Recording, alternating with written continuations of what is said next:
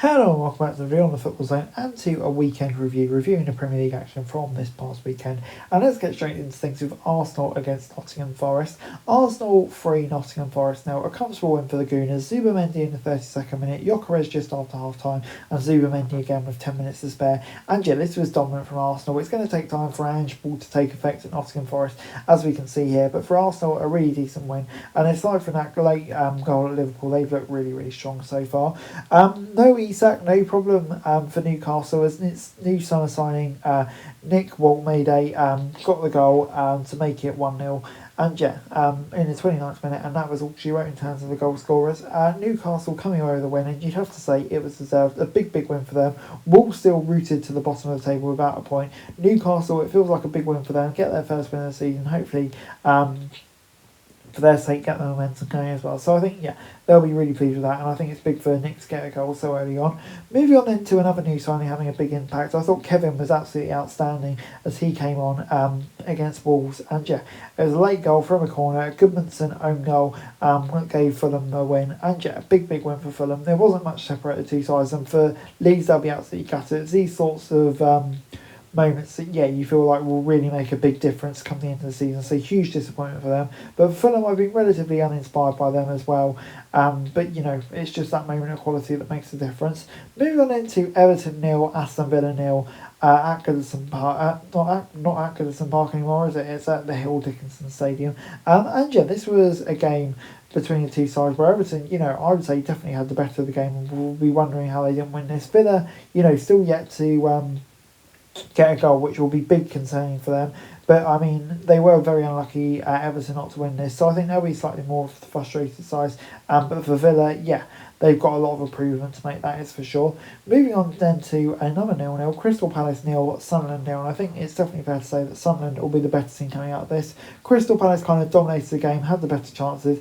I think once again they'll be the team that's wondering how they didn't win this. But for Sunderland to dig in and get a point at such a tough place to go in the Premier League nowadays will be excellent for them. 7 points so far. What a start to life they're having back in the Premier League, and yeah, they'll be absolutely delighted with how it's all going thus far. Moving on into Bournemouth 2, Brighton 1 at the Vitality Stadium. Bournemouth's dream start to the season continues. Scott in the 18th minute gave them the lead before Mitoma levelled things just after half time, but it was Semenyo from the penalty spot that made it 2-1, and you'd have to say Bournemouth were deserving winners here. Really great performance by them.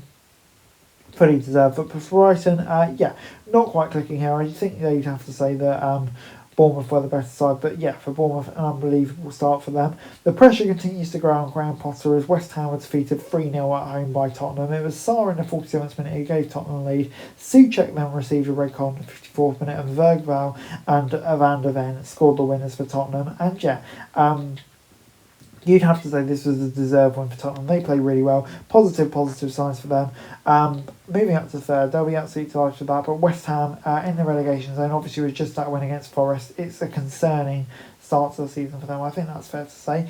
Brentford 2, Chelsea 2 was the score at the Brentford Community Stadium, and it was a beautiful pass from Henderson that gave Sade the chance to make it 1-0 in the 35th minute before Cole Palmer made it 1-1. Caicedo thought he won it to make it 2-1 with 5 minutes to go, but late in stoppage time, a long throw from Brentford. You'd love to see it. For me, got them deserved point.